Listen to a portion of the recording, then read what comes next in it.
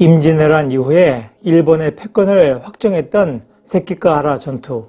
객관적으로 열세로 평가됐던 도쿄가와 이에야스가 승리했던 요인은 과연 무엇이었을까요? 그리고 당시 전투에 등장했던 인물들의 행동을 결정했던 요인은 과연 무엇이었을까요? 세키가하라 전투의 이면을 들여다봅니다. 세키가하라 전투는 1600년 음력으로 9월 15일 날 벌어졌던 일본 역사에서 가장 크고 중요한 전투입니다. 당시 도쿄가와 이에야스를 중심으로 하는 동군과 이시다 미스나리를 중심으로 하는 서군 사이에 전투가 벌어졌습니다. 도쿄가와 이에야스는 덕천가강이라고도 불리고 있으며 소설 대망으로도 잘 알려진 인물입니다. 도쿄가와 이에야스는 이 전투에서 승리해서 에도 막부를 열고 향후 265년간 일본을 지배하는 권력을 장악했습니다. 당시 20만에 달하는 병력이 세키가하라에서 맞붙었는데 불과 3시간 만에 동군의 승리로 끝났습니다. 오늘날에도 세키가하라라고 하면은 중대한 승부처, 운명을 결정짓는 중요한 시합이나 사건 등을 말하는 관용어로 쓰입니다. 임진왜란을 일으켰던 토요토미 히데요시가 죽자 일본은 두 개의 큰 파벌로 나누어지게 되었습니다. 당시 최고의 권력을 가지고 있었던 도쿄가와 이에야스와 토요토미 히데요시의 총애를 가장 많이 받았던 이시다 미스나리였습니다. 토요토미 히데요시는 60이 다 되어가는 1593년 8월 달에 아들을 낳게 됐는데 그가 토요토미 히데요리입니다.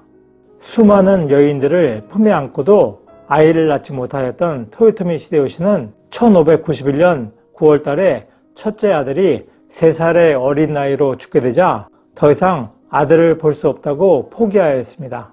그래서 누나인 도모의 아들이자 조카인 토요토미 히데츠그를 양자로 드리고 1591년 12월 달에 히데츠그를 관백으로 임명해서 자신의 후계자로 세웠습니다.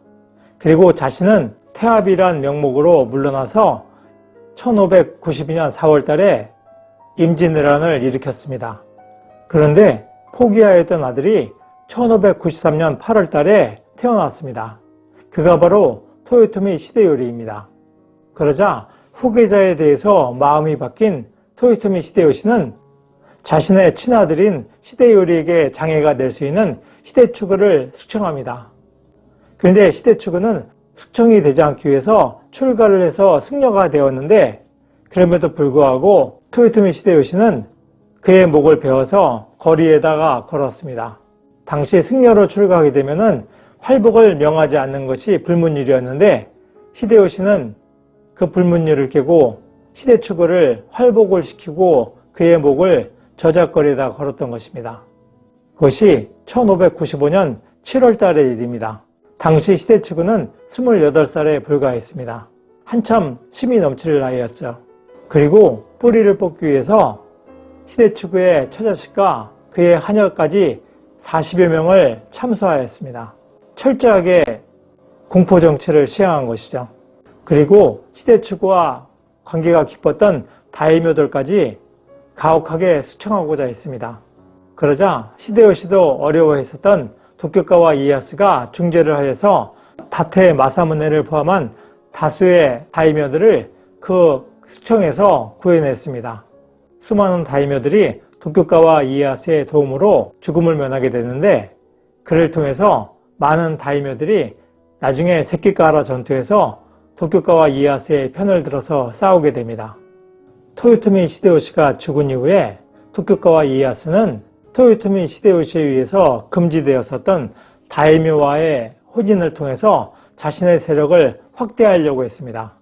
그러니까 그것을 보고 이시다 미스나리는 그러한 행동을 비난했습니다. 토요토미 히데요시가 지시한 것을 어겼다고 비난했던 것이죠.